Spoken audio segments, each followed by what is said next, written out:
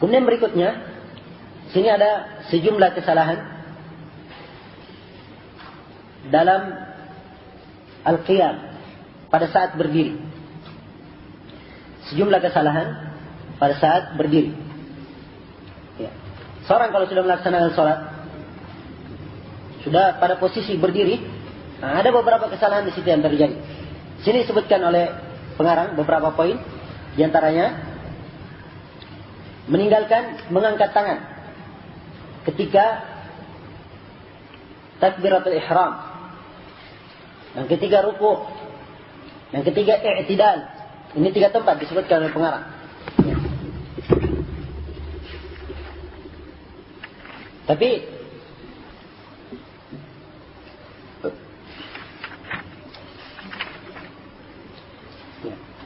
di sini 3 tempat disebutkan oleh pengarang tempat mengangkat tangan. Akan tetapi di dalam sunnah yang sahih dari hadits Ibnu Umar, itu Ibnu Umar menunjukkan bahwa Nabi mengangkat tangannya ketika takbiratul ihram 1, dan ketiga turun untuk ruku beliau angkat tangannya 2, dan ketiga bangkit dari ruku 3, dan ketiga bangkit dari tasyahud pertama. Itu dalam hadits Ibnu Umar juga, riwayat Bukhari, dalam 2 hadits. Jadi semua totalnya mengangkat tangan itu berapa? Pada 4 tempat.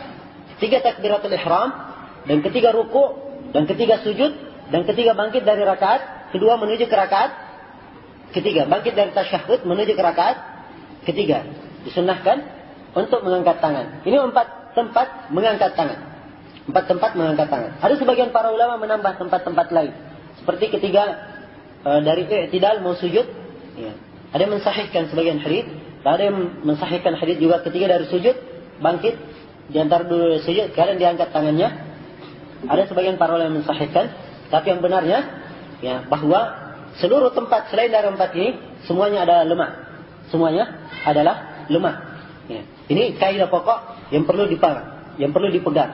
Jadi tempat mengangkat tangan itu hanya 4 tempat saja. Pertama, takbiratul ihram. Kedua, mengangkat tangannya ketiga apa? Ketika ruku. Kemudian yang ketiga i'tidal, bangun dari ruku. Kemudian yang keempat, ketiga bangun dari tasyahud menuju ke rakaat ketiga. Ini 4 tempat mengangkat tangan. Iya. Jadi ini kesalahan pertama. Ya, sudah khususnya kalau melihat orang-orang Hanafiyah, ya. Kalau masuk salat itu takbir saja, Allah Akbar langsung. Ya. Kalau orang-orang Hanafiyah, apalagi Syiah, kadang takbir saja Allah Akbar, tangannya tidak dilipat lagi di atas dada, tapi langsung ke bawah tangannya. Ya, dan ini kesalahan ya, dan menyelisihi kesepakatan para ulama. Ya, sunnah mutawatir. Sebab hadis tentang mengangkat tangan pada tempat-tempat yang disebutkan itu tadi, itu diriwayatkan dari sekitar 50 orang sahabat yang meriwayatkannya. Di antara meriwayatkan tempat-tempat mengangkat tangan ini adalah 10 para sahabat yang diberikan kabar gembira masuk surga. Ya, bayangkan. Ini dinukil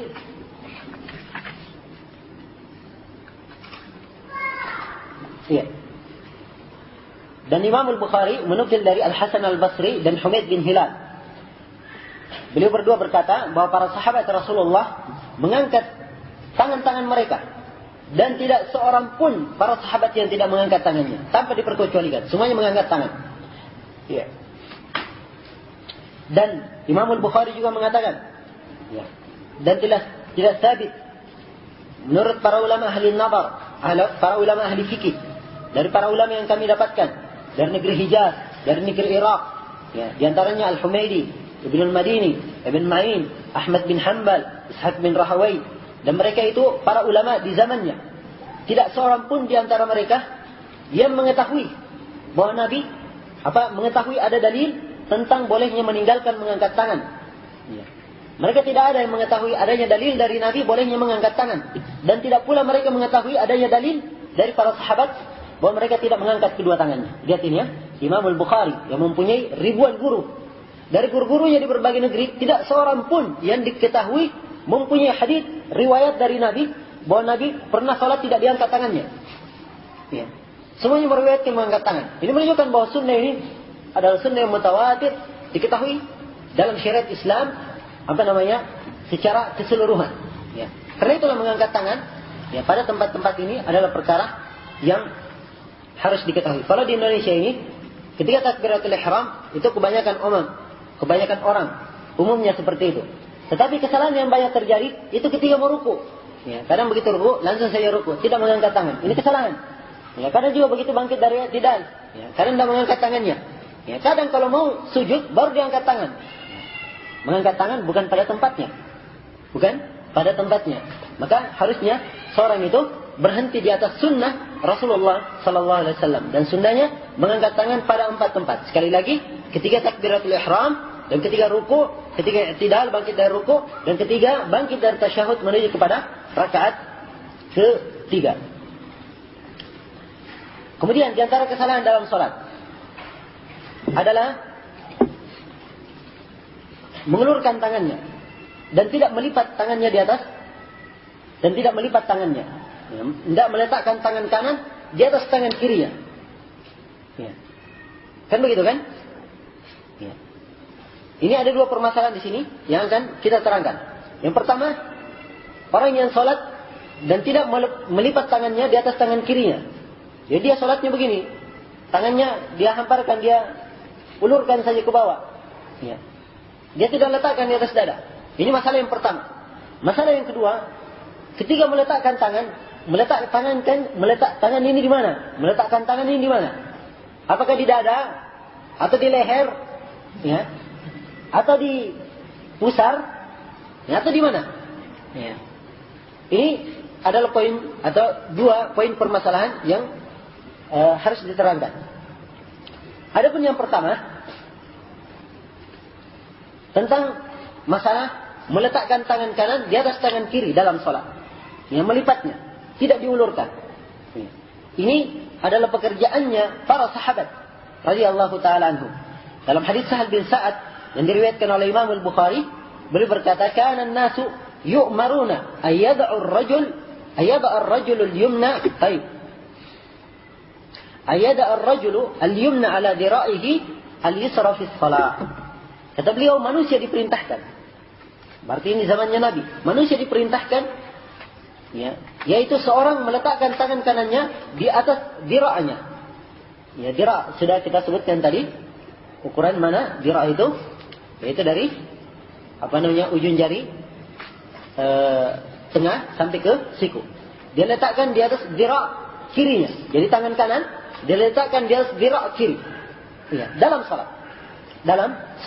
Ini hadis Sahal ibn Sa'ad radhiyallahu taala anhu. Manusia diperintah. Ini menunjukkan ini perintah umum untuk seluruh para sahabat. Ya. Dan pengarang di sini juga berdalilkan dengan hadis Ibnu Abbas, ya, bahwasanya Rasulullah sallallahu alaihi wasallam bersabda, "Inna ma'syaral anbiya umirna an nu'akhkhira sahurana wa nu'ajjila fitrana wa numsika bi aymanina ala syama'ilina fi salatina." Sungguhnya kami para nabi diperintah untuk mengakhirkan makan sahur kami dan mempercepat buka kami, dan kami diperintah untuk memegang tangan-tangan kanan kami di atas tangan-tangan kiri kami di dalam salat. Ini hadits Ibnu Abbas dan disebutkan oleh pengarang, tapi sangat sayang haditsnya ini setelah diperiksa ternyata kembalinya kepada seorang rawi yang bernama Talha bin Amr, dan dia ini matrukul hadits. Ya, ditinggalkan haditsnya. Walaupun zahir sanad Ibnu Hibban sahih, tapi mempunyai cacat tersembunyi yang pengarang luput dalam menguraikan cacat tersebut. Kemudian, ya, di sini dari hadits yang saya sebutkan tadi, ini menunjukkan, ya, bahwa yang dipakai di kalangan para sahabat, ya, mereka salat dan melipat tangannya. Ya, tangan kanan diletakkan di atas tangan kiri. Ya, tangan kanan diletakkan di atas tangan kiri. Kata Ibn Abdul Bar, tidak ada satu nas dari Nabi sallallahu alaihi wasallam yang menyelisih hal tersebut. Dan ini adalah pendapat jumhur dari kalangan para sahabat dan tabi'in. Dan ini yang disebutkan oleh Imam Malik dalam Al-Muwatta. Dan Ibn Al-Mundhir tidak menyebutkan pendapat lain dari Imam Malik selain dari ini. Iya. Maka yang benar dalam masalah ini bahwa tangan itu diletakkan di atas tangan kanan diletakkan di atas tangan kiri. Dan ini hampir mirip kesepakatan karena banyaknya dalil yang menunjukkan tentang hal tersebut dan tidak ada perselisihan di kalangan para sahabat. Ya. Mungkin ada sebagian orang yang sholat. Kalau Indonesia ini jarang ya ada yang sholat diulurkan tangannya. Ya, kalau mungkin dilihat di Indonesia itu dianggap orang aneh. Ya, dianggap orang aneh. Tapi coba kalau Anda ke Pakistan, ya, maka orang yang meletakkan tangan kanan di atas tangan kiri itu orang aneh. Ya, terbalik. Itu orang aneh. Untung kalau dah sampai ke rumahnya orang-orang Hanafiyah yang ekstrim, bisa diperangi nanti. Ya, bisa diperangi. Sebab mereka karena fanatisme buta terhadap madhab, akhirnya berbuat perkara-perkara yang seperti itu. Ya, dan di Yaman juga orang-orang Syiah di sana itu juga seperti itu salatnya. Ya, orang-orang Syiah. Ya. Orang-orang Syiah Zaidiyah.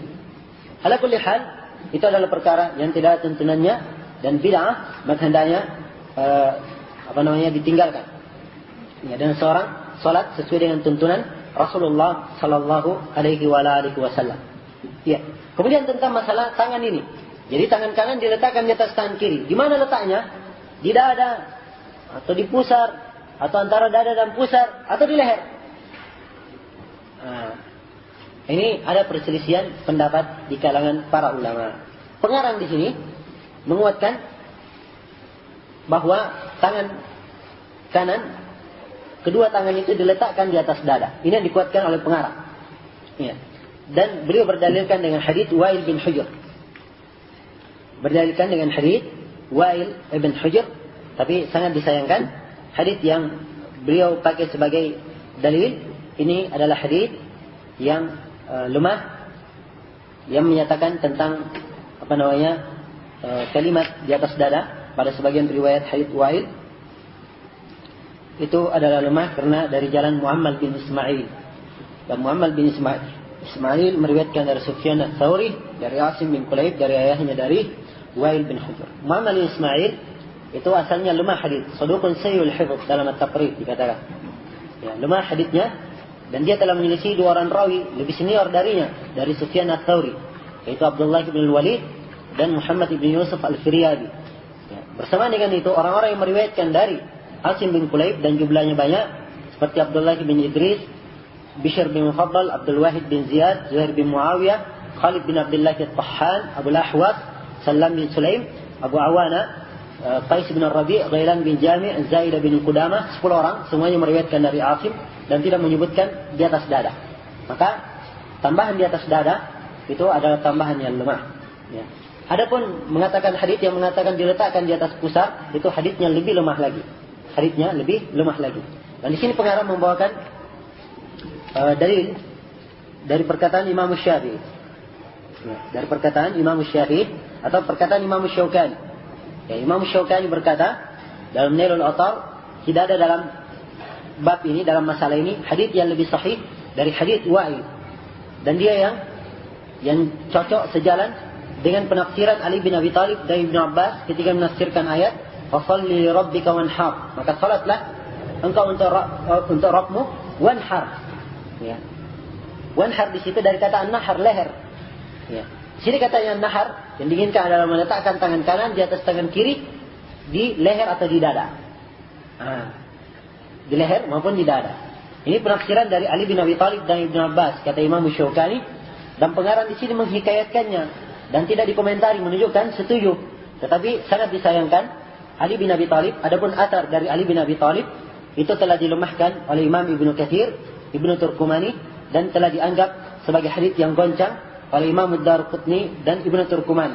Adapun athar dari Ibnu Abbas, dalam sanadnya ada rawi yang bernama Rauh Ibnu Musayyib Al-Kalbi, dan dia ini meriwayatkan hadits-hadits palsu. Karena itu tidak ada hadits yang sahih dalam meletakkan tangan di atas dada. Meletakkan tangan di atas pusar juga tidak ada, di atas leher juga tidak ada. Kalau begitu letaknya di mana? Supaya tidak ada hadits yang menerangkan, maka mukhayyar, dia mau letakkan di mana saja, silahkan. Ya. Mau letakkan di mana saja silahkan, tapi jangan keluar dari perselisihan para ulama. Sebab itu adab dari berselisih.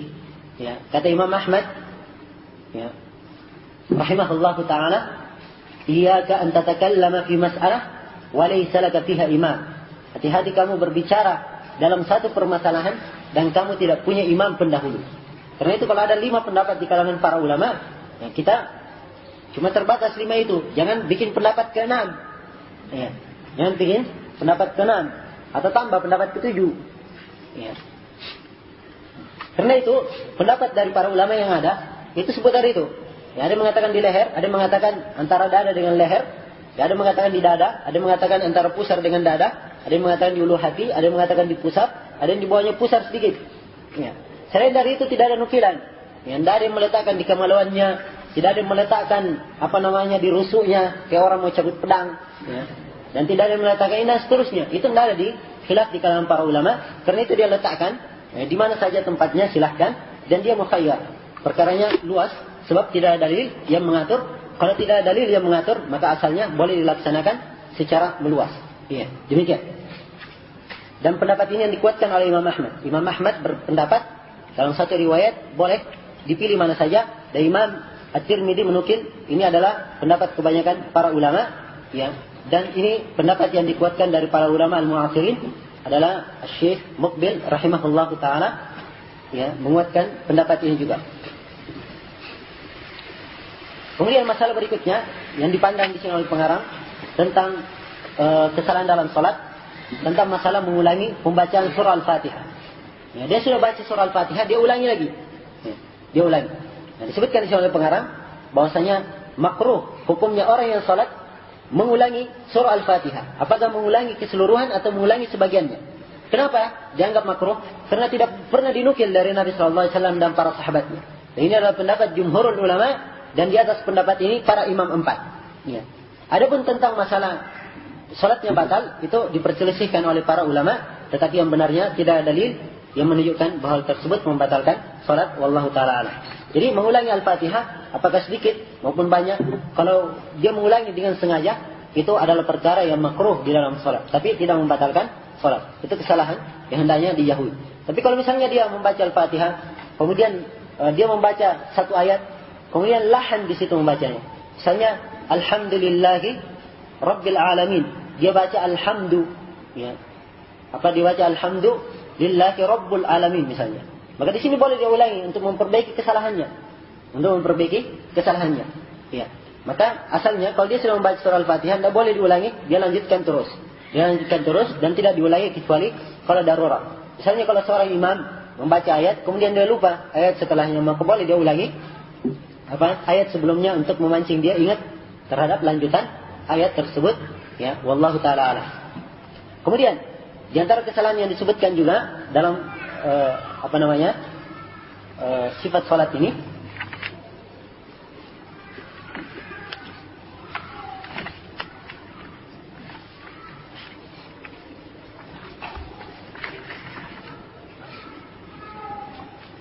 ya, masih dalam berdiri, ya. Di sini disebutkan oleh pengarang yaitu 2 kesalahan. Kesalahan yang pertama mengangkat penglihatan ke langit. Ya. Kesalahan yang kedua adalah melihat kepada selain tempat sujud. Melihat kepada selain tempat sujud. Ya, kita lihat. Di sini pengarang membawakan beberapa dalil. Di antaranya hadits Aisyah yang diriwayatkan oleh Imam Al-Bukhari. Kata Aisyah, saya bertanya kepada Rasulullah sallallahu alaihi wasallam tentang berpaling, menoleh pada saat salat. Kata Nabi sallallahu alaihi wasallam, "Huwa ikhtilasun yakhtalisuhu syaitan min salatil 'abd." Itu adalah curian yang dicuri oleh syaitan dari salatnya seorang hamba. Kalau dia berpaling. Jadi yang pertama, ya, berpaling. Ya, berpaling ke kanan maupun ke kiri, apalagi kalau berpaling ke atas. Ya, itu lebih gawat lagi. Ya. Yang kedua, hadits Anas bin Malik yang diriwayatkan oleh Imam Al-Bukhari juga. Rasulullah sallallahu alaihi wasallam bersabda, "Ma balu aqwamin yarfa'una absarahum ila as-sama' fi salatihim." Fashtadda qawluhu fi dhalik hatta qala la yantahunna an dhalik aw la takhtafanna absaruhum. Ya. Kata Nabi sallallahu alaihi wasallam, ya, apakah hukuman bagi satu kaum yang mengangkat penglihatannya ke langit dan mereka dalam keadaan salat? Ya, dan ucapan beliau itu sangat keras dalam hal ini sampai beliau berkata, hendaknya mereka berhenti atau pelihatan-pelihatan mereka akan disambar. Maksudnya akan dicabut. Ini keras ya. Dalam hadis Abu Hurairah juga riwayat Muslim, Nabi sallallahu alaihi wasallam bersabda, la yantahiyanna aqwamun an raf'ihim absarahum inda du'a fi shalah atau fi salati inda as-sama' atau la takhtafanna absaruhum. Kata beliau, hendaknya sekelompok orang berhenti mengangkat pandangannya ketika doa dalam salat, berhenti diangkat ke langit atau akan disambar pelihatannya. Dan juga dalam hadis Jabir bin Samurah, Rasulullah sallallahu alaihi wasallam bersabda, la yantahiyanna aqwamun yarfa'una absarahum ila as-sama' fi as-salah aw la tarji'u ilaihim. Hendaknya berhenti orang-orang yang mengangkat pelihatannya ke langit dalam keadaan dia salat, atau pelihatannya tidak kembali lagi sama dia.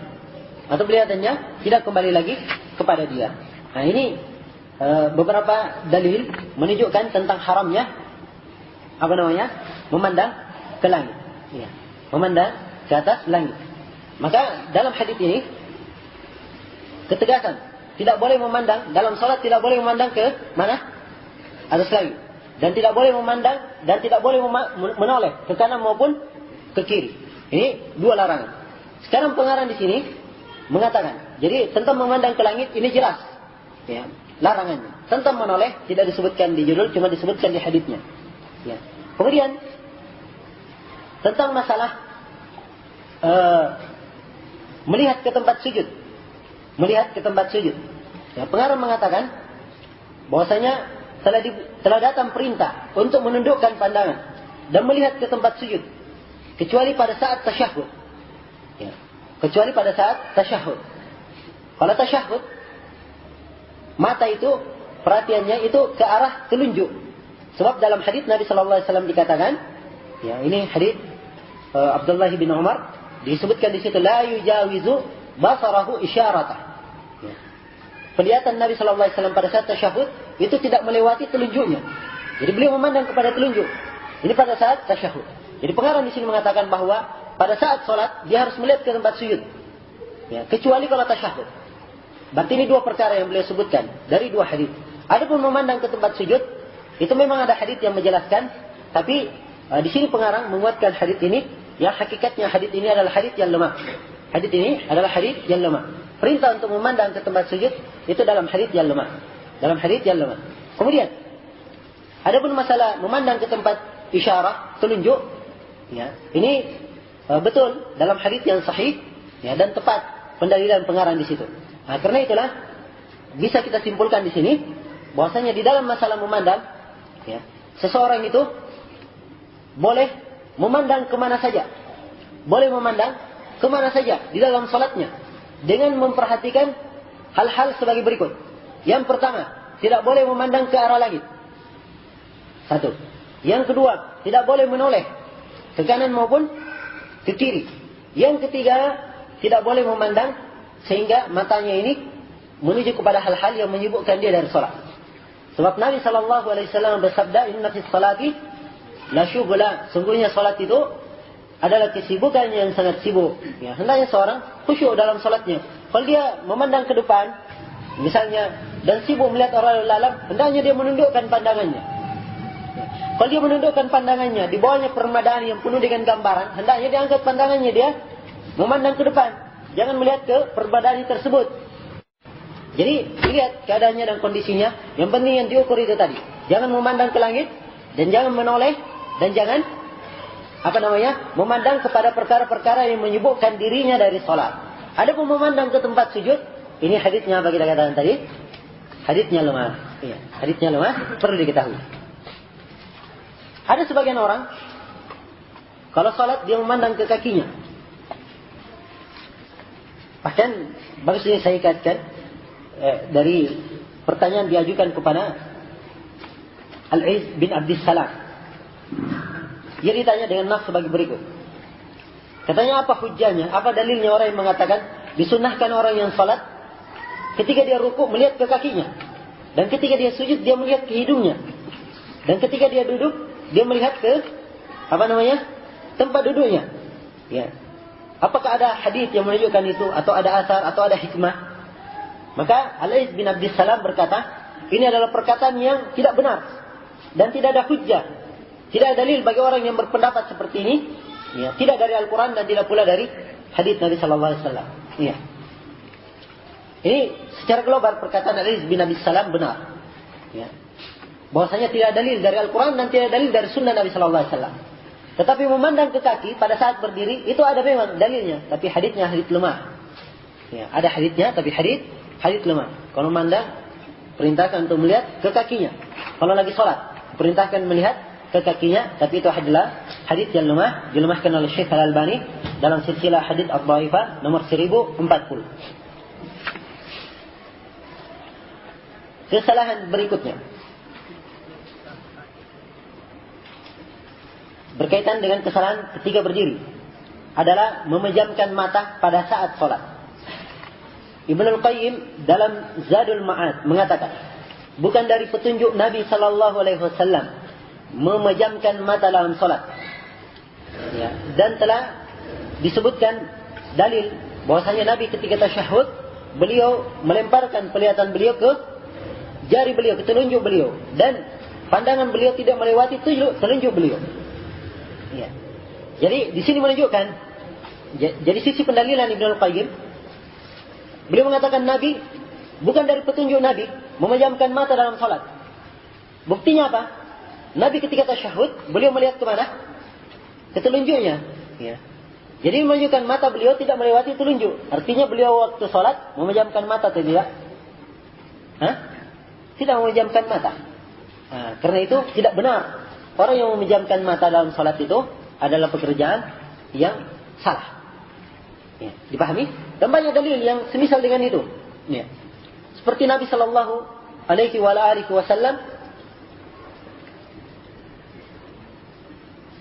ya, ketika lagi salat, kemudian ada anjing yang mau lewat di depannya, beliau berlomba, ya, ke tempat sutranya sampai beliau duluan menempel ke sutranya sehingga anjingnya lewat di belakang dia. Sebab kalau anjing hitam lewat di depan beliau, akan putus salatnya. Makanya beliau jalan ke depan supaya anjingnya lewat di belakang. Ya. Andai kata Nabi menutup salatnya, wah sudah, anjingnya lewat saja, tidak kelihatan. Makanya menunjukkan bahwa Nabi ini salat dalam keadaan apa? Membuka matanya. Ya, dalil lain.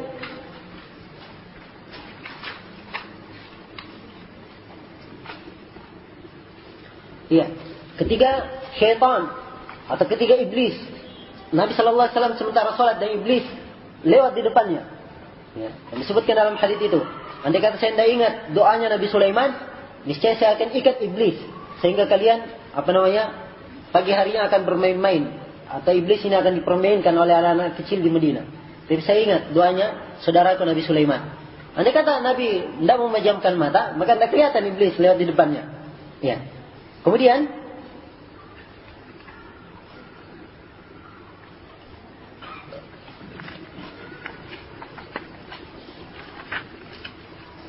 iya. Kemudian hadis Aisyah yang telah lalu, ketika Nabi Sallallahu Alaihi Wasallam sholat di atas khamisah, ya, yang kita sebutkan tadi ya, kain yang segi empat, yang ada gambar-gambarnya. Setelah itu beliau perintahkan supaya ini dibawa kepada Abu Jahal dan digantikan dengan ambijaniyah, ya, kain yang tidak ada gambarnya. Kata Nabi, karena ini melalaikan saya tadi dari sholatku. Ya kan? Andai kata Nabi memejamkan mata, andai kata beliau memejamkan matanya, tentunya tidak perlu dia katakan ini melalaikan saya dari sholat. Tutup saja matanya kemudian sholat, kan begitu. Tapi berhubung karena memejamkan mata kesalahan dalam sholat, maka beliau tetap buka dan menahan berusaha untuk khusyuk, walaupun di depannya ini ada gangguan yang mengganggunya. Ya, ini dalil tegas menunjukkan bahwa beliau tidak memejamkan matanya pada saat sholat. Ya. Jadi banyak dalil yang menunjukkan tentang hal ini. Ya, karena itulah yang benar dari pendapat para ulama bahwa memejamkan mata di dalam salat hukumnya adalah makruh. Kemudian kesalahan berikutnya, ya, dalam pada saat berdiri adalah banyak bergerak dan pekerjaan yang tidak berguna dalam salat. Ya, ada orang yang lagi salat, Allahu Akbar, sedikit-sedikit hidungnya, ya, sedikit-sedikit hidungnya, sebentar-sebentar hidungnya. Ya. Kalau punya jenggot, ada yang kadang sambil pegang jenggotnya. Ya. Atau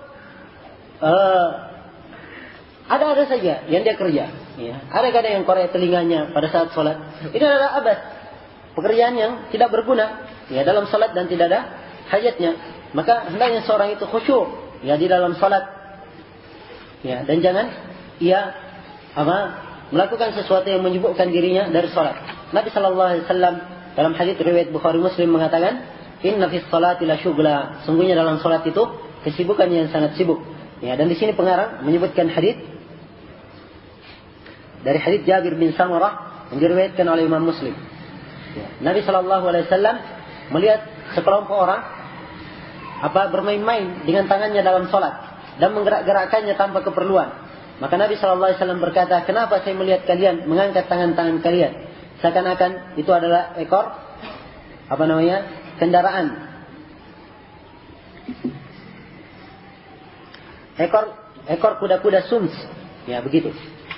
Ka'annaha adnabu khayli syums.